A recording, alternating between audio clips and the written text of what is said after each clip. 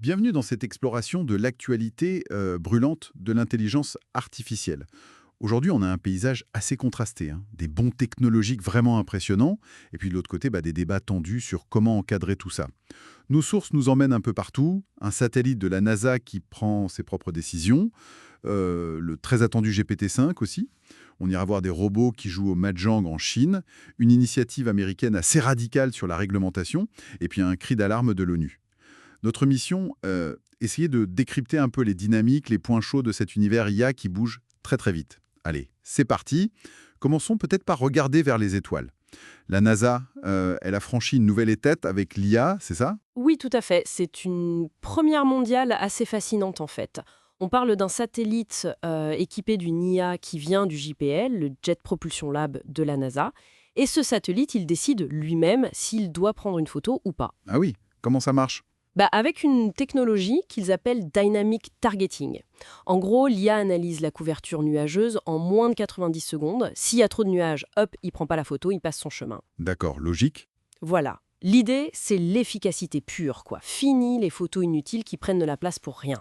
Ça économise du temps de calcul, de l'espace de stockage, de la bande passante, et puis ça ouvre la porte à des satellites bien plus réactifs, vous voyez, pour détecter, je sais pas moi, des incendies, des éruptions beaucoup plus vite. Ils deviennent vraiment des observateurs intelligents. C'est impressionnant cette autonomie dans l'espace. Et est-ce que cette recherche d'efficacité, on la retrouve aussi sur Terre, avec les nouveaux modèles IA? Je pense à GPT-5 qui arrive bientôt. Tout à fait, oui. OpenAI devrait lancer GPT-5 début août, d'après ce qui circule. L'idée, ce serait de marier la puissance de raisonnement de leur modèle série O avec les connaissances de la série GPT, Mhm. pour obtenir une IA plus performante, plus polyvalente en somme. Il y aurait aussi des versions mini et nano accessibles via API.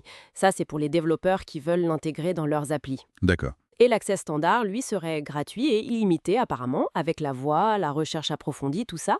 Mais, point important que Sam Altman a précisé, ce modèle, aussi avancé soit-il, ce n'est pas celui qui a fait des étincelles aux Olympiades de maths récemment. Ah, d'accord. Bonne précision. Et pendant ce temps, cette course à l'innovation, elle n'est pas que logicielle ou américaine. La Chine aussi montre des ambitions très fortes, on l'a vu à Shanghai. Ah oui, clairement. La World AI Conference de Shanghai, c'était une vraie vitrine. On a vu des robots humanoïdes assez bluffants, capables de servir de la bière, de jouer au mahjong, même de boxer, hein. Carrément. Oui, oui. Et puis la société Unitree a pas mal marqué les esprits en lançant son robot R1 à moins de 6 000 $. Moins de 6 000 $. Ça change la donne, ça. Ben oui, c'est un prix qui pourrait vraiment démocratiser ce genre de technologie. Et à côté de ça, vous avez Baidu qui pousse ses humains numériques IA, des avatars virtuels. Apparemment, 10 000 entreprises les utiliseraient déjà. 10 000. Ouais. Et puis Shanghai a même donné le feu vert aux robotaxis sans chauffeur dans une partie de la ville, à Pudong. Sans oublier DeepSeek, une IA chinoise qui, selon les échos, égale les performances américaines, mais pour bien moins cher. C'est, c'est vertigineux tout ça. Mais alors, face à cette accélération, comment les gouvernements réagissent? Aux États-Unis, l'approche semble particulière. C'est le moins qu'on puisse dire, oui.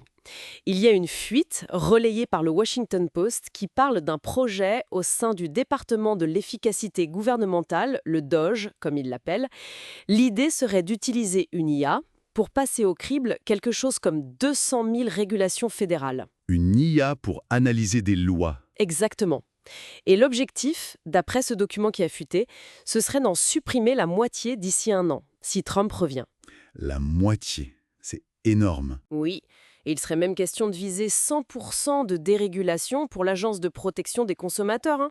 C'est une utilisation de l'IA pour une dérégulation massive, quoi. Bon, attention, hein, la Maison-Blanche dit qu'aucun plan n'est officiellement validé, hein. Heureusement peut-être. Et bien sûr, ça pose la question des fameuses hallucinations de l'IA, hein, sa capacité à inventer des trucs. Ce serait un peu problématique pour analyser des textes de loi, non? C'est clair. Une approche pour le moins radicale. Et à l'exact opposé de ça, l'ONU, elle, semble plutôt inquiète. Oui, le ton est très différent. C'est Doreen Bogdan-Martin, la chef de l'UIT, l'agence de l'ONU pour les techs, qui tire la sonnette d'alarme. Elle appelle à une régulation urgente et globale. Le chiffre qu'elle donne est assez parlant, hein. 85% des pays n'auraient toujours pas de stratégie nationale pour l'IA. 85%. Oui. Et les risques pointés sont sérieux, hein, perte d'emploi, la désinformation massive avec les deepfakes, ces fausses vidéos ou audios hyper réalistes, et puis le risque d'aggraver encore la fracture numérique. L'ONU rappelle quand même que 2,6 milliards de personnes n'ont pas accès à Internet aujourd'hui. Hmm. Oui, c'est un point crucial. Elles risquent d'être complètement laissées pour compte par cette révolution IA, donc l'appel, c'est vraiment à la concertation mondiale, tout en reconnaissant bien sûr que l'IA a aussi un potentiel bénéfique énorme hein, pour l'éducation, la santé, l'agriculture. On voit bien la tension alors. D'un côté, une innovation qui galope. Des IA autonomes dans l'espace, des modèles de langage surpuissants, des robots qui arrivent dans nos vies. Et de l'autre, des visions complètement opposées sur comment gérer tout ça. Faut-il déréguler à fond, quitte à utiliser l'IA pour ça, ou au contraire, construire très vite des garde-fous mondiaux? Exactement. Et ça soulève une question de fond pour la suite, je crois, alors que l'IA s'infiltre vraiment partout, hein, de la fabrique de la loi à l'exploration spatiale en passant par nos interactions de tous les jours. Comment est-ce que nos sociétés vont réussir à concilier cette évolution hyper rapide avec la nécessité d'avoir des cadres éthiques, des cadres réglementaires qui servent vraiment l'intérêt général? Tout l'enjeu, c'est de le faire sans tuer l'innovation qui peut être bénéfique et sans non plus creuser encore plus les inégalités qui existent déjà. C'est un sacré défi qui nous attend quand même.